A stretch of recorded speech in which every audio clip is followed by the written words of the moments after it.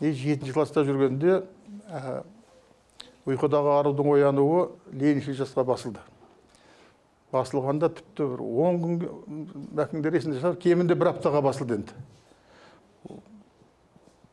Ондай тарихи очерк деген одан кейін де қайталана қойған жоқ. Маңғыстаудың атам заманынан бастап бүгінгі күніне келіп, ең ақыр аяғындағы жаңағы ұшқыр нейтронмен жұмыс істейтін станцияның егжей-тегжейіне де жазып шыққан ғажап кітап еді, ұйқыдағы арудың оянуы деген.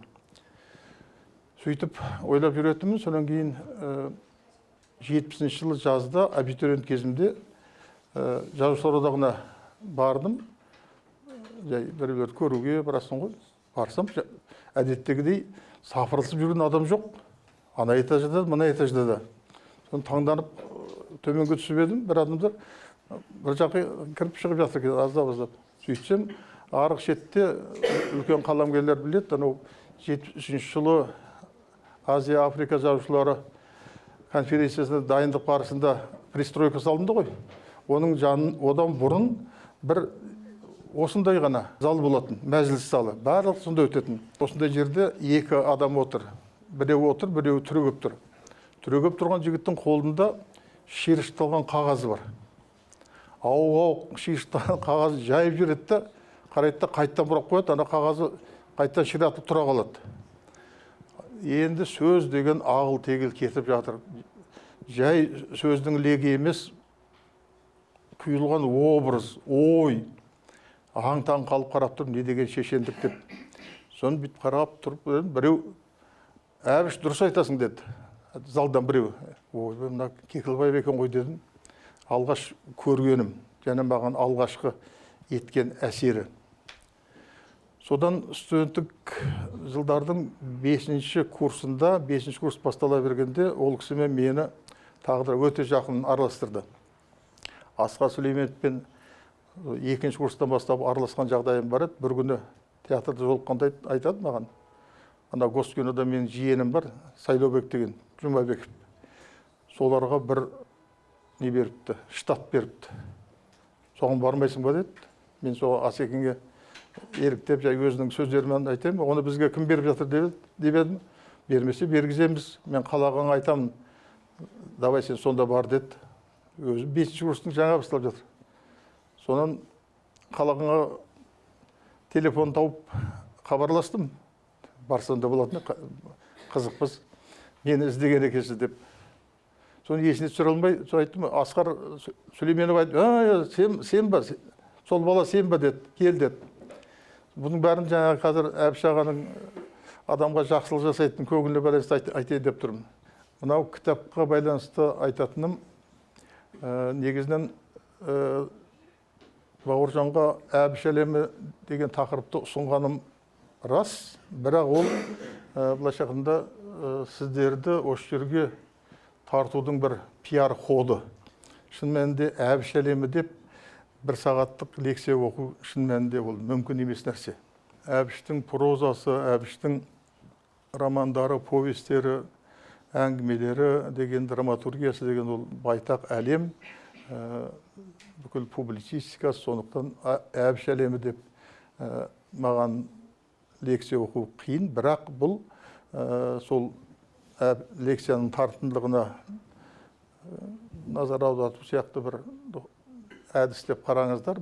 Біз бүгін Әбіш талантының негізгі бір қырына байланысты әңгіме айтамыз.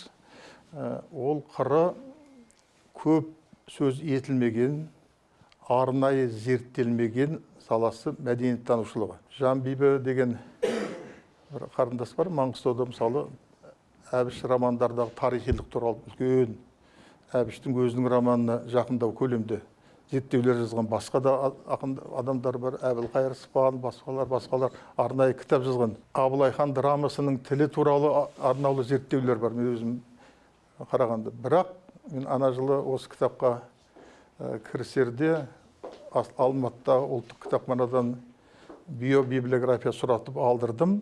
Соның бәрін сүзіп қарап шықтым. Сонда Әбіш культурологиясы деген тақырыпқа арнаулы зерттеу еңбектері жоқ, басын ашып айтайын. Соның ішінде әдейі жазылған мақалалар да некен саяқ. Енді бұл арада культурология деген сөздің қолданылуына байланысты бір ауыз түсінік бере кетейін. Біз әрине кітапта басынан аяғына дейін дерлік мәдениеттану дегенді қолданамыз, бірақ культурологияны мәдениеттану толық бере алмайды. Неге? Өйткені культуразнание, культуроведение, соңмен культурология.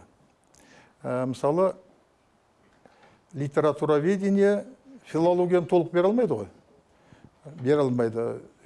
Литературоведение филологияның бір тармағы. Сол сияқты культуроведениеде біз мәдениеттануда болатын культуроведение, ол культурологияның бір саласы. Әбекеңнің жазғандарында да осы культурология термині ауық кездесіп отырады. Мәдениеттануды айтады, сол культурология тұрғыда. Жаңғара Дәдебаевтың бір жақсы кітабы бар. Абайдың антропологизмі деген. Арғы түбінен қазып зерттесе, Кекілбаевтың антропологизмі деген тақырыпта бір ұлан байтақ дүние.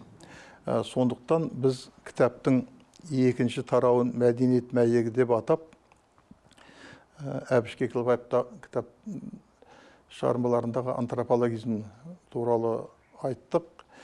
Онда мәдениет ұғымы қандай кең аяда көрсетілетіні жазылады. Кекілбаевтың айтуында, өте қарапайымды айтатын болсақ, Құдай жаратқанның бәрі табиғат, адам жаратқанның бәрі мәдениет. Адам қолымен жасалған дүниенің барлығы, ол құрылыс бола ма, темір жол рельс бола ма, лаборатория, барлығы да мәдениетке жатады. Тіпті ақыр аяғы, осы ақыр аяғы дейтін ол ең соңғы нәрсеміз, дене тәрбиесінің өзі физический культура, ол да культура, барлығы. Адамдар өзі егетін дақылдар, жаңағы пассивный культуры, дәнді дақылдар. Өздігінен өсетіндер, олар басқа, жабайы шөптер. Ал әдейі тамақ үшін өсіретін күріш, құлмақ, бидай, барлығы олар культураға жатады. Сондықтан культура ұғымын өте кең аяда алады. Кекілбаев жалпы өмір сүре білу өнері деген осыған ұқсас өте бір тіркесі бар. Мәдениет деген өмір сүре білу өнері. Бейбіт қатар өмір сүре білуден бастап мемлекеттер арасындағы мәдениет адамдардың тіршілігіне байланысты айтылатын дүниелерді көп келтіреді. Солардың барлығында да Кекілбаевтың сол универсализмі ерекше көзге түсіп тұрады. Мен осы кітапты дайындауға кірісерде қолым жеткен культурологиялық зерттеулердің қолым жеткенде тағы да айтам, барлығын дерлік шұқшиып оқып шықтым. Солардың ішінде арнаулы еңбектер де бар. Записоцкийдің мысалы культурология Дмитрий Лихачева деген үлкен ірі еңбегі бар. Сондай жеке авторларға арналған Лосевтің культурологиясы туралы кітап бар. Лихачев туралы арнайы кітап бар. Соларды қарап келгенде біздің Әбіш Кекілбаев олардың ешқайсынан да иығы төмен тұрмағанын айтқым келеді. Енді сәл алға озып кетем ба, біздің ешкімден. Мен былтыр Мәскеудің художественный литература баспасынан Карифей деген атпен шықты, Абыз Әбіштің орысшасы. Сол қолына тигеннен бір айдан кейін Наталья Лиджиева деген редактор қайта телефондайды. Бір тарауды оқиды да телефондайды, бір тарауды оқиды телефондайды. Жиі айтатын сөз: неужели все это написал один человек? Да, конечно, деп күлем. Поразительно. Әйел, редактор әйел. Соң айтады телефон: қалай енді бір адам музыканы да сонша біледі, киноны да сонша біледі, архитектураны да сонша біледі, археологияны да сонша біледі деп бәрін тізбелейді. скульптура туралы да айтады, театр актері туралы жазса, театровед сияқты, кино туралы жазса, киновед сияқты деп жаңа шұбыртып сөйлейді. Я поражаюсь деп.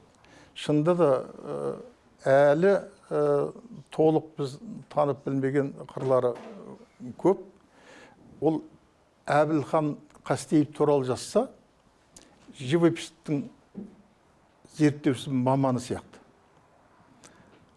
Ыдырыс Ноғайбаев туралы жазса, театр маманы сияқты. Құрманғазыдан әңгіме жоқ, Сейтекке әңгіме жоқ, Тәттімбетке әңгіме жоқ. Барлығында ол шын профессионализм деңгейіне жетеді. Ал саясаттануға ол алдына жан салмайтындығы анық.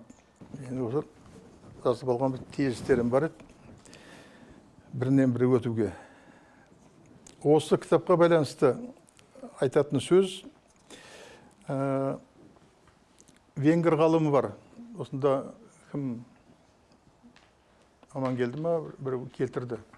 Егер Латын Америкасында ма, басқа бір елде, басқа материкте туғанында, бұл әлемдік деңгейде әлді қашан бойындалар еді деген тұрғыда айтады. Сонан кейінгі бір үлкен бағалы сөз Олжастың сөзі. Олжастың сөзі айтады, орыс әдебиетінде жалпы өте шебер қаламгерлер өте көп болған. Тургенев, Паустовский, Бунинді айтып келеді. Бірақ бәрібір жалпы ауқымы жағынан Толстойға теңесетін ешкім жоқ. Бұл енді мысалы Андре Маруаның эссесі Толстой туралы аты «Самый великий». Осы екі сөзде Маруа бәрін жеткізген. Ол айтады, жаңағы Бальзакта, басқа да сәл өмірді бұрмалап жібереді. Ал Толстой алып айна сияқты бүкіл әлемді қамтып көрсетеді. Бұл ағып баратқан айдын өзен сияқты. Здесь течет сама жизнь, бізден орысшасын оқимыз ғой, деп жазады. Соған келеді кімнің сөзі, Олжастың сөзі. Айтады, ойнақ шеберлігіне қарамастан олар Толстойдан алыс тұр. Қазақ әдебиетінде Толстойға ең жақын тұрған қаламгер Әбіш Кекілбаев. Ойдың ауқымдылығы, планеталық мотивтер, төгілген тіл, міне Әбіш оқырманын осы қасиеттермен баурап алады дегенді Олжас Сүлейменов айтқан. Осы кітаптың бағы жануына мемлекет басшысы Қасым-Жомарт Кемелұлы Тоқаевтың тікелей қолғабысы тигенін міне басын ашып айтқым келеді. Өйткені ол кісі қолжазбаны қарап оқып шығып, әрине жасыратын ештеңе жоқ. Алғы сөз жазып бере аласыз ба дегенді мен айттым. Сонда кітап жазып алыр екен, маған әкеп берсін, алғы сөз жазып берейін демейді ғой енді. Сол ұсынысты түсіністікпен дұрыс қабылдап, өте жақсы сөздер айтты. Сонда былай дейді Тоқаевтың алғы сөзінде: ұлт руханиятына өлшеусіз үлес қосқан тау тұлғаның есімі шын мәнінде қандай құрметке де лайықты. Оның қаламгерлігі де, қайраткерлігі де жан-жақты зерттелуге, сарапталуға, насихатталуға тиіс. Бұл бағытта бірқатар жұмыс жасалып та жатыр. Әбіш Кекілбаев шығармашылық бойынша жекелеген кандидаттық, докторлық диссертациялар қорғалды. Ол жөнінде көптеген мақалалар жарық көрді. Бұл жарияланымдардың әрқайсысы өзіндік міндет атқарады. Олардың көбіне Кекілбаевтың көркем шығармалары арқау болды. Зерттеушілер қаламгерді негізінен жазушы, суреткер ретінде танытты. Сауытбек Абдрахмановтың кітабы Әбіш Кекілбаевтың ұлан-ғайыр ойшылдығын кешенді түрде талдаған күрделі еңбек. Яғни Кекілбаевты кеңейтетін кітап, Кекілбаев тануды кеңейтетін кітап деп ары қарай. Онда аса қомақты фактологиялық материалдың негізінде Кекілбаевтың мәдениеттанушылық, өнертанушылық, әдебиеттанушылық, тарихшылық, саясаткерлер қырлары, нағыз энциклопедиялық білімі, терең танымы, академиялық универсализмі жан-жақты ашылған. Белгілі қаламгердің жаңа кітабы Әбіш тануды жоғары деңгейге көтеретін, Кекілбаев кемеңгерлігін, көкжиегін көрсететін еңбек деп бағалауға лайықты. Оның сыртында Москвадағы шығатын кітапқа алғы сөз жазды. Сонда былай дейді: Әбіш Кекілбаев один из тех, кого мы можем представить миру как великого сына нашего народа. Многогранное творчество писателя является своеобразной концентрацией казахского духа, дейді біздің президентіміз.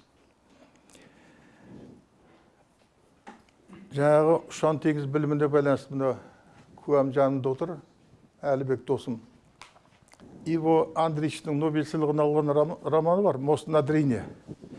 Мен соны айтып қалып едім, қайтеміз соны, ол бастан аяқ түріктерді жамандайды, роман деп сөйдеді.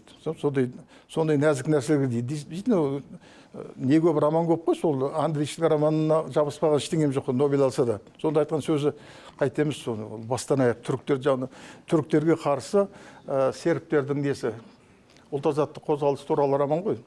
Сондай дүниелер, жаңағы біз Ақселеудің қарамағында, Ақселеуде сол жаңағы есіммен аталатын адамдардың біреуі, Ақселеудің қарамағында жұмыс істедік, Кеңшілік екеуміз, Кеңшілік Мырзабеков. Амангелді отыр осында. Сонда бір күні екеуміз шақырып ақылдасты, мынау Толстойдың 150 жылдығы кеп қапты ғой. Сол кімге береміз, және тез жазу керек болар деп, сол айтып, Әбіштен артық Толстой ешкім жаза алмайды. Және дедім, біздің көзімізше сөйлесіп еді, қысқа ғана болды, жарайды деп ана кісі не алып. Бұл сағат 2:30-3 маңайы. Ертеңіне түс қайта сағат 4-дің маңайында Әбекең телефон деді, ол кезде орталық комитетте.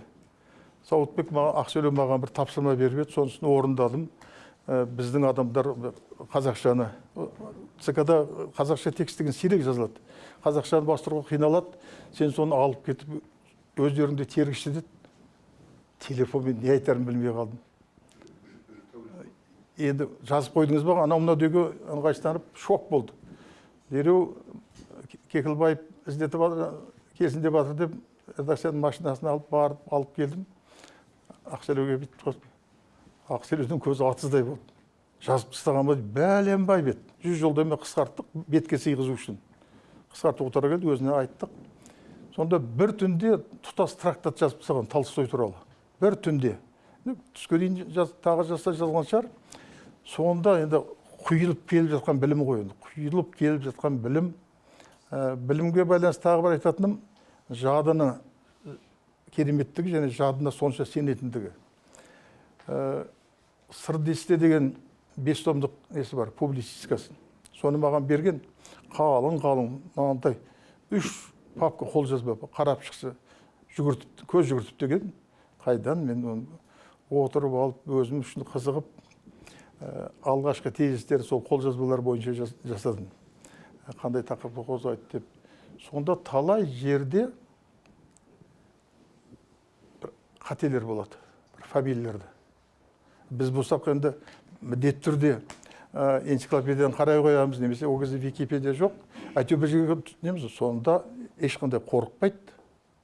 Әлде майда әріптеріне байланысты терген кезде қате басылған ба үшін сондай фамилиялар бар. Сондай соншалықты жадына беріктігі және сенетіндігі. Осындай кереметті Герценнен көруге болады. «Былой и думай» 3 томының комментарийі сол бір томның жартысына жуықтайтын шығар. Сонда жиі кездесетін нәрсе примечание. Автор цитирует по памяти. Түрмеде жазылған кітап қой. Түрмеде жазылған. Автор цитирует по памяти. Мынандай цитата Пушкина, мынандай цитата Грибоедов, мынандай. Барлығын на память. Содан кейін автор цитирует по памяти дейді да, в оригинале деп дұрыс тексті береді. Екеуін салыстырып қарасаң, әр жерінде ғана Герцен шатастырып алған бір сөйлерді университетте өзі шамалап құрастырған 3 томдық мемуарды қанша цитатыны, қанша адамды Герцен немен жазып шығады. Жадына сеніп. Осындай жағдайды Қуаныш Сұлтанов жазған өзінің мақаласында. Біз Алтайда, Қатонқарағайда, Оралбай ғой, тағы кімдер, бәріміз саумалышып, атқа мініп, серуендеп жүргенде Әбекең киіз үйден шықпай Шандозды жазды дейді. Жарайды, біраз кітап алып та кеткен шығар, архивтен сұраққандар да бар, бірақ бәрі бір. Компьютер жоқ жерде, дұрыс несі жазу үстелде жоқ жерде, ол Қатан-Қарағайдың бір тауындағы неде жатып Махамбет туралы зерттеуді жазып шығу деген енді бір ғажап. Сонан кейін шешендігі, сөз тапқырлығы, Баянауылға 91 жылы бардық. Аққар Көкмұзда сол кезде Әбекең орталық комитетті ұлтаралық қатынастар бөлімі меңгерушісі болатын. Соны сайлауға түсті. 3 адам түсіп жатыр екен. Соның әсіресе біреуі Сәтбаев атындағы совхоздың директоры, өте бір сыйлы адам екен. Бүкіл ел жұрт қатты сыйлайтын. Сол жігіт бәрі, біз бәрімен араласып жүрдік. Екібастұз бен Баянауыл ауданы бір округ. Сол жерде бәрі жақсы өтті. Ең соңында Баянауылда не болды? Кездесу болды. Сонда бір өте қиын сұрақ қойылды енді. Баянауыл бір өзінен 20-дан астам академик шыққан, өте бір текті жер ғой. Бір ақсақал тұрып айтты, сөз бе сөз. Шырағым, мына сөздің бәріне ұйып отырмыз деді, тура сол, ұйып отырмыз. Тіпті айтар сөзіміз жоқ. Бірақ шырағым, сен де біз түсінсеңші, бізде еліміз ғой, тура сөз. Баянауыл деген атымыз бар. Бізде осы бәйгеге шешен кісі, бізде осы бәйгеге баптап отырған тұлпарларымыз бар еді. Олар ертең ана жақта отырып сөзді сөйлейді деп отыр едік. Енді не айтарымыз білмей қалдық. Енді ең жаңа ауыр сөзін айтайын. Өзіңнің де елің бар емес пе? Өзіңнің еліне неге түспедің деді. Тура. Ойпырмай, бұған еті ол деп тұрмын. Содан былай Әбекең айтқан сөз өзгертіп аламын ба? Ағасы, қазақта сөз бар ғой. Тұлпарлығыңды сынағың келсе, арғымақ баптаған жерге бар. Құлың кезінде көрген жоқпыз деп қайтара қоймас бағыңды. Жігіттігіңді сынағың келсе, азамат өсірген елге бар. Әкеңмен табақтас болмадық деп сындыра қоймас сағыңды деген. Мен бағымды арғымақ баптаған жерден, азамат өсірген елден сынайын деп келіп отырмын. Қалған өздерің шешіңіздер дейді. Содан жағы ақсақал бір нақты адам екен. Қайтадан микрофонға келді. Ау ағайын, мынау текті адам ғой, мынау текті сөз ғой. Болды. Әңгімені қояйық, бәріміз осы жігітке дауыс берейік деп дейді. Соны мен кейін қарадым, шешендік сөздер көп қойды, неше түрі бар. Жоқ, бірде-бір жерде дәл ондай сөз жоқ. Соны экспромтпен айтты. Жазып алсаң үйтіп шығара алмайсың. Арамақ өсірген жерге бар, құлың кезінде көрмедім деп сындыра қоймас сағыңды, жігіттігіңді сынағың келсе, азамат өсірген елге бар, әкеңмен табақтас болмадық деп сындыра қоймас сағыңды деген. Енді мен сіздерге кейінгі студенттерге болмаса, осы алдыңғы топқа көп дәлелдеп жатудың керек жоқ деп ойлаймын. Әбіш Кекілбаевтың культурологиясы, Әбіш Кекілбаевтың тарихты білуі, әдебиетті білуі, тілге жанашырлығы, саясаттағы көшбасшылығы, басқа дегендерді айтып жатпай ақ, бір нақты детальдар айтайын. Марал Ысқақбайдың жазған бір мақаласы бар. Алматы қалалық партия комитеті бір идеологиялық жиналысқа шақырады. Ол жиналыс рок-музыка туралы. Рок-музыка. Белгілі ғой, рок-музыкамен күресу, анау деген сияқты ыңғайда ғой. Содан қайбетті өзі. Кім Марал жазады, бір кезде Әбіш шықты дейді. Орыс тілінде рок-музыка туралы. Ол арғы түбі қалай, анау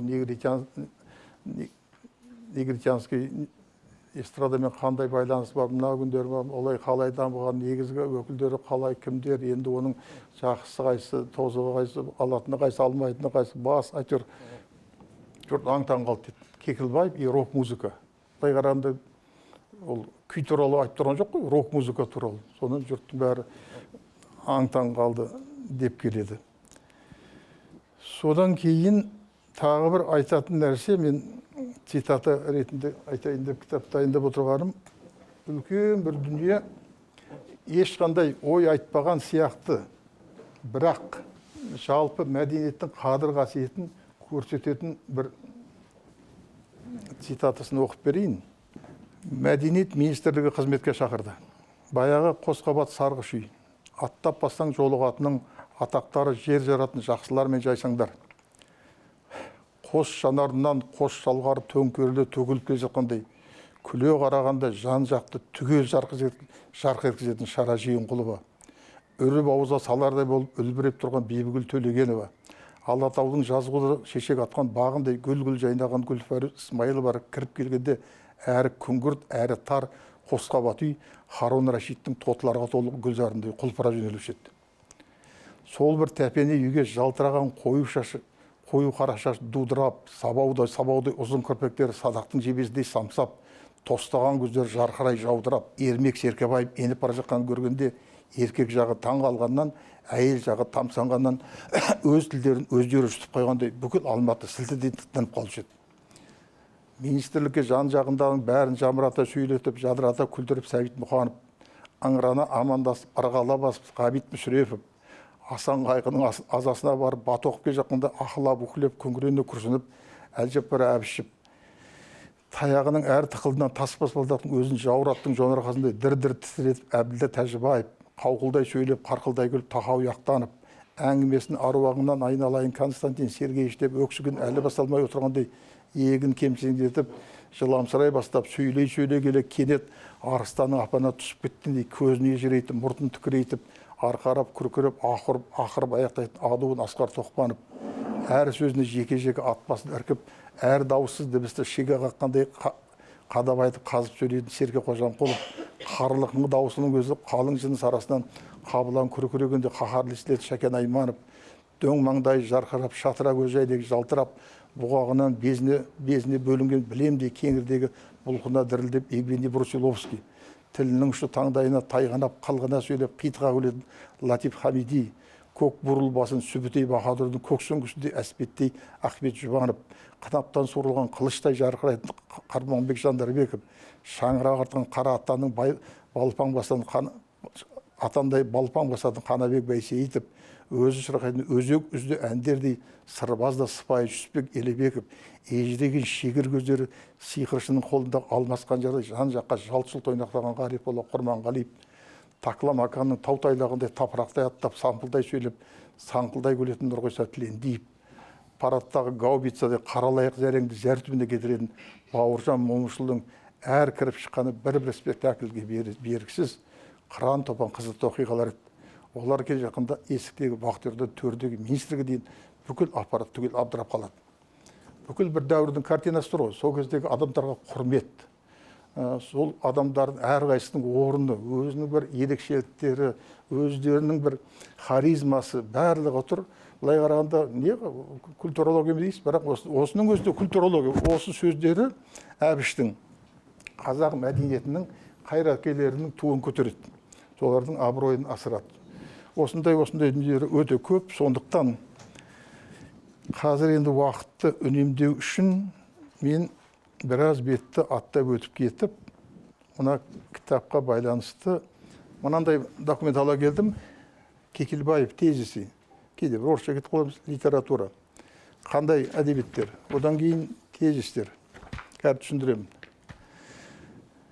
Бұл тезистер ұзын аяғы 1230. Мысал, тезис, басқа. Солардың ішінде бұларды қалай табады? Мен әуелі Әбіш Кекілбаевтың 12 томдығын қарағанбыз, өлке баспасы шығарған. Одан кейінгі қатты сызып оққан кітап Жазушы баспасының 20 томдығы Жұқалау шығарған. Одан кейін Мереке 20 томғы шығарды. Мерекенің кітабы 80 жыл жақындағанда шықты да мен оны пайдаланған жоқпыз. Ол қайта басылған дүние. Соның ішінде 20 том. Қай жерінен ақтара бересіз? Оның жазушыларға ғана емес, журналистерге де болашақ журналистерге де зияны болмайды деп ойлаймын. Мысалы мынандай. Осында бір сөзі алынады да Ш-12-314 дейді. Ол түсініп отырсыздар, 12 томдық шығармалар жинағының 314 бетінде сол цитаты. Ештеңені көшіріп алып, қағаз қопыратып керек жоқ. Бәрібір компьютер істеген кезде ол солай келеді.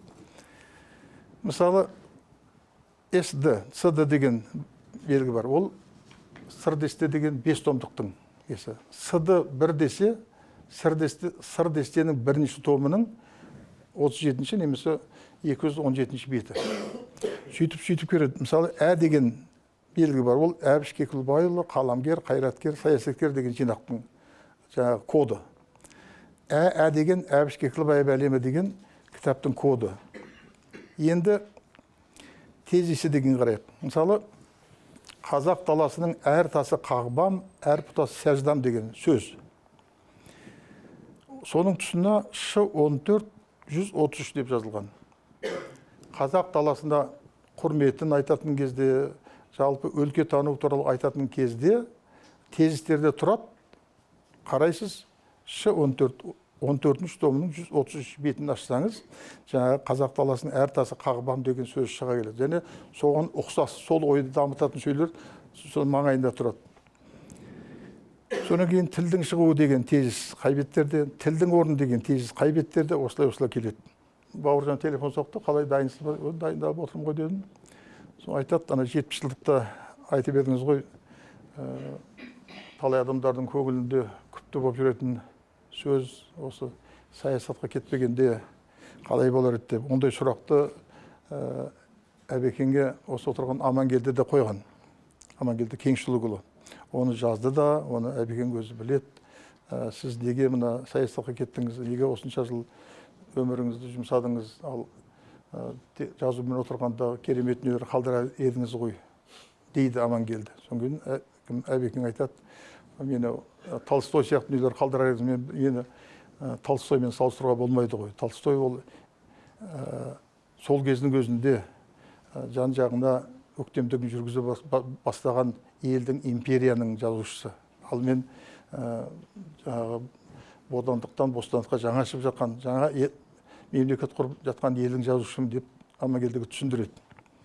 Сонан кейін жаңа айтқаны Бауыржанның, сіз сонда айттыңыз ғой, бізге сол тарихтың өтпелі кезінде кім көбірек керек еді?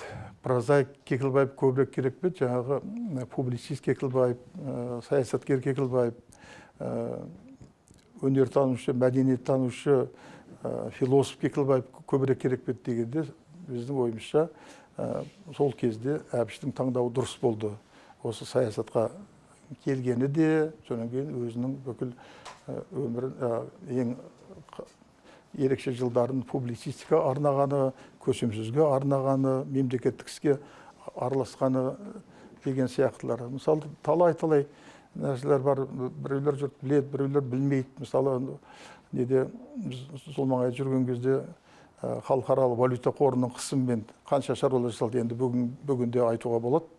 Мысалы, облыстардың қысқаруы дегендердің барлығы осындай администрациялық шығындарды мынаншаға түсірмесеңіздер, жаңағы валюта қордан бөлмейміз деген талап қойылған. Содан кейін байланысты осындай бөлінген. Сол кезде, мысалы, нақты айтқанда Қызылорда облысын жабу, Шымкент пен Ақтөбеге бөлу сияқты әңгімелер болған. Сондай кездерде Маңғыстауға байланысты әңгімелер бәрінде басқа да мәселелерде Әбіштің ақылының ерекше жүзеге асқан жерлері көп. Мысалы, мен нақты білем, Байқоңыр мәселесіне байланысты жоқ, өзіміздікі болады, қалай Байқоңырды беріп қоямыз деген адамдар болды, басқалар болды.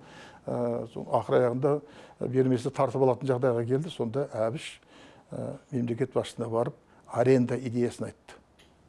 50 жылға арендаға берейік, жылына талабымызды қояйық. Соны ұмытып қалды, бәленбай $1 миллион жылына Байқоңыр аренда. Біріншіден оны игеріп сол жерден ғарыш кемелерін аспанға ұшыра аласың ба? Немесе тоздырып құртасың ба тіпті? Алындашы деген күні көзінде. немесе насырға шапса қандай механизм бар Байқоңырды қорғап қалатындай. Соның ішіндегі ең оптималды вариант әбіш ұсынған аренда варианты болды. Және сол это сработало. Осындай дүниелері бар. Бағана осы бастықтың айтқандарын бәрін айтып алайыншы. Бір сөздің ретінде айтсаңыз деп еді, ол Шархан жазыпты, мені мақтап анекдотты да жөнімен шығарады, әбіш ағасына шығар анекдотымен әбішке анекдот шығарып нем бар, ол шығарсам Қырымбекке шығарам, басқаға шығарам. Ол анекдот емес, менің қайнағамның баласының сөзі. Мен Айнжұртқа барғанда о кезде кандидат қорғағам, соны дуылдау атып өтіміз. Енді кім болады жезде дейді, жезден доктор болады дейді. Одан кейін кім болады? Одан кейін болады деп айтып жатыр. Одан кейін бәрі таусылып болды енді. Соңын академикке дейін барды. Бала ғой енді.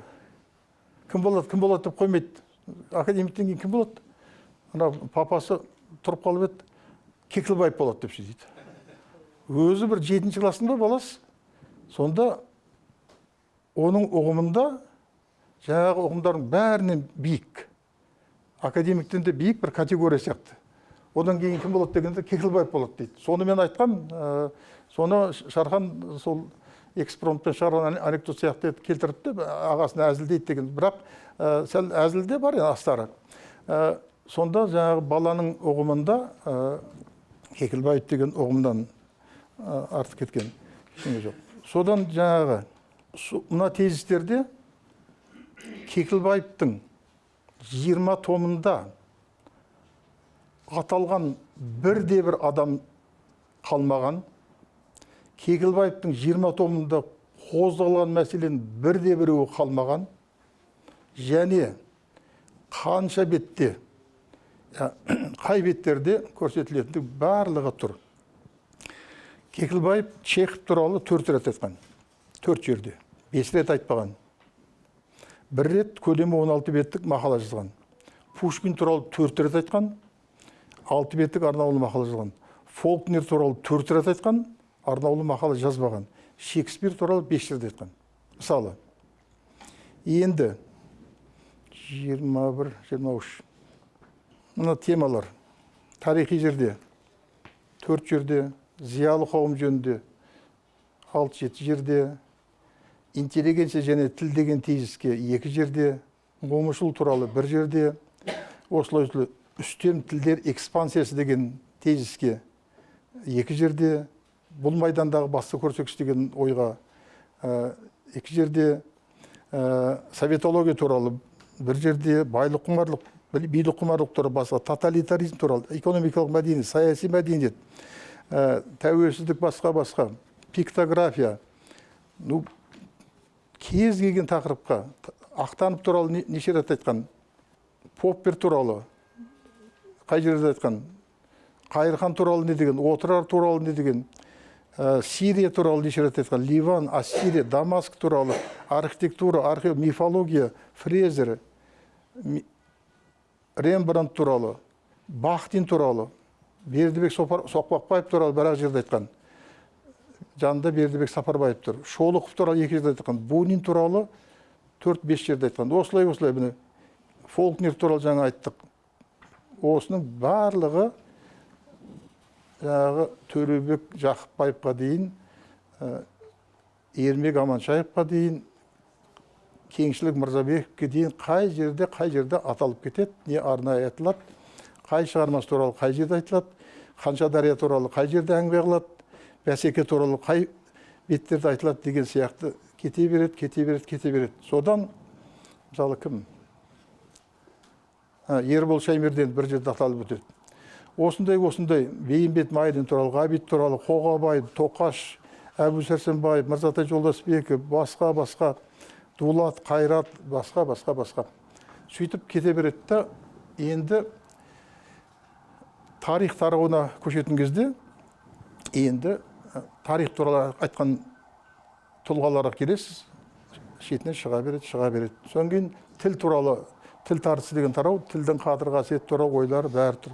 Өнер өлкесі қай жерде Құрманғазы туралы айтты, қай жерде Ғарифолла туралы айтты, қай жерде Нұрғиса туралы, қай жерде Шәміш туралы айтты. Барлығы осылай сөйтіп жүйелесе, содан кейін өнер өлкесі деген тарауды жазып біткеннен кейін әдебиет әлемі дегенге қосасыз. Енді жаңағы Толстойдан бастап, Шолоховтан бастап, Ақтановқа түсіп, Нұрпейісовке түсіп, жаңағы Дулат, Төлен осылай бәрі шетінен шыға береді. Содан кейін мысалы афористика деген бір позиция тұр. Онда 30 шақты бет көрсетілген. Енді Әбіш шығармаларының ерекшелігі, оның ойын ерекше, құнарлы тілмен, шешен тілмен беретіндігінде деген ойды тезис аласыз ғой. Біз неде ғылымда, бұлда негізінен ғылыми еңбек 3 схема. Тезис, обоснование, вывод. Тезис, обоснование, вывод. Тезис Әбіш шығармалары қасан ғылыми тілмен емес, көркем тілмен жазылады деген тезис. Ал енді осыларды қандай шеберлікпен жеткізеді деген обоснование. Одан кейін шығатын вывод. Осы ой мен тілдің жарасып жымдасуы Әбіш шығармаларындағы мәдениеттанушылықты басқа категорияға ауысады дейміз. Содан кейін мысалы афористика. Азаттық қадірін азап ұқтырған. Азаптың сынына бойламаған азаттықтың бағасын ойламайды. Тілдегі шайпаулық, көңілдегі жадағайлықтан, пікірдегі ұшқарлық, пейілдегі ұйтқамалықтан туындайды. Бесігі бостың төрі қайдан толы болсын. Елдік жоқ жердің бәрі тамық, теңдік жоқ жердің бәрі көр. Өңкей жақсы тері бастан тайсаптық, өңкей жаман тері бастан найсаптық. Жақсы тату елдің жалпысы бату болмайды. Жақсылыққа таласпағандар ғана жамандықта жарасылады. Құлықты түзеп қылықты, білікті түзеп тірлікті көбейтіп болады. Аузымызға алал түсірмездік, тісімізге шалал түсірмейміз деген сияқты. Қаптаған қабырғаны қайыстырар, қатпаған қабырғаны қайыстырар, бекінбеген бұғаны майыстырар, біреу тасып жүрсе, біреу жасып жүреді дегенде ішкі ұрқаққа құрылған тіркестер. Қамшы үйірмей күле қарағанның өзіне Қазекем қашан төзе алған. Қозының егіз ханның жалқы болған жақсы. Сауатсыздық, кедейлік, өшпенділік, өзгешілікті өгейсуден басталады. Аттан түскен ақырет емес, тақтан түскен тақсырет емес. Оны жоғарғы кеңес төрағалығын түскен күндері айтқан. Өзіңнің басына баға ауса да, еліңнің басына баға аумас. Құлақ бұзылса, құлық бұзылады. Осыны маған интервьюде айтып отырып, құлақты бұзып алмау керек. Құлақ бұзылса, құлық бұзылады деген мәтіп ойбай, мынау мақал ғой. Мақал болса жазып қойшы деп күлген. Сонда сөйлеп отырып, құлақ бұзылса, құлық бұзылады. Құлақты бұзбауымыз керек. Қазір мысалы әлеуметтік желі деген құлақты бұзып бітті қойды. Құлақ бұзылып еді, құлқымыз бұзылды. Осындай көп енді. Аузымызға алалық түсірмесек, ісімізге шалалық түсірмейміз. Деп осындай міне 3-ші бетке кетіп отыр. Осындай кете береді. Одан кейін мысалы Әбіш тілінің эвфониясы, дыбыс үндестігі. Оларды да жаңағы 20 томды жазып отырған кезде түртесінде мұндай жұмыстар қандай компьютерсіз атқарылмайды. Түртесінде дыбыс үндестігі деген жерге барасың, сол жерге жаза қоясың. Және қарапайым нәрсе, найти деген арқылы дып десең, дыбыс деген жерге өзі бара қалады, өзі шыға қалады, соның тұсына жаза қоясың. Мысалы,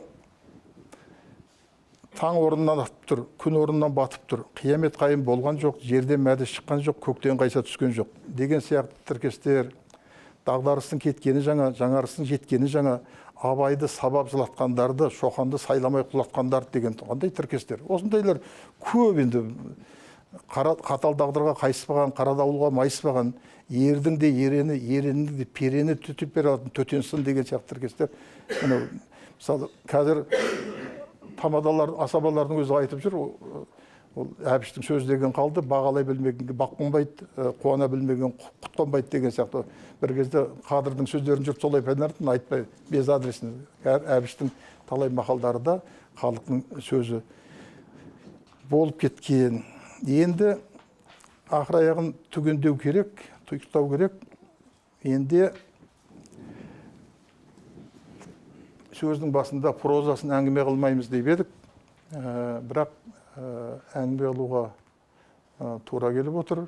Кім Әбекең айтатын, осы үшінші романды жазам, көрем деп. Мен айтатын, Әбекең қалай білмеймін.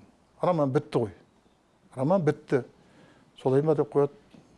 Әбілқайыр баласын Аманатқа жіберіп шығарып салып тұр ғой. Сонымен роман бітті деп ойлаймын деп айтқан.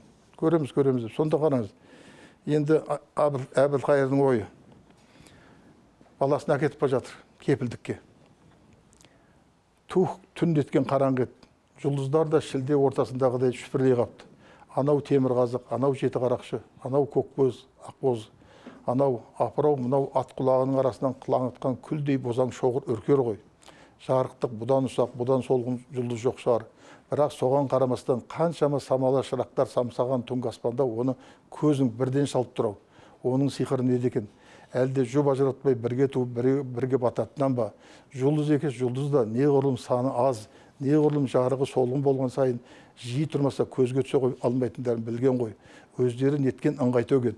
Жаздың жаңбырлы, құрғақ, қыстың жайлы, жайсыз боларын жұрт осы үркерге қарап біле қояды.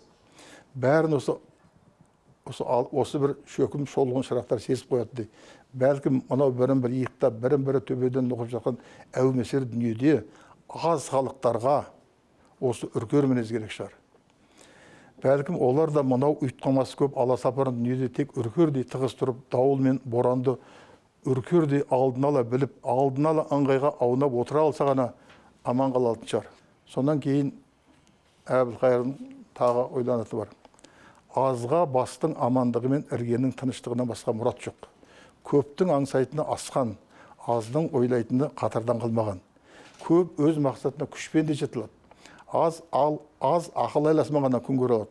Ақылы болса, көптің көздеген өз мүддесімен орайластыра алса, аз да есесін жібермейді. Бұл әлемдегі барлық нәрсені тек күш шешетін болса, ақыл мен білік әлде қашан адыра қалмас бет. Бірақ олай емес қой дейді Әбілқайыр. Бұның айтып отырғаным жастар жағына, бұл сөздер өте терең сөздер. Біз қазақ аз халықпыз.